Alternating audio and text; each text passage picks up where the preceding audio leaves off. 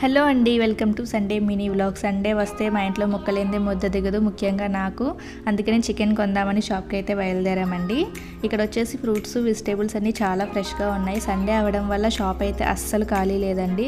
సరే అని మేము ఇంకా కొంచెం గ్రాసరీ తీసేసుకొని ఇంకా వెనక వైపుకి మాల్ని ఎక్స్ప్లోర్ చేద్దామని ఇలా తిరుగుతున్నాం అన్నమాట. మీలో ఎంతమందికి షాపింగ్ చేయడం అంటే ఇష్టమో వాళ్ళైతే వీడియోని అయితే లైక్ చేసేయండి. అండ్ నా వీడియో నచ్చితే లైక్ చేసి సబ్స్క్రైబ్ చేయడం మాత్రం మర్చిపోవద్దు.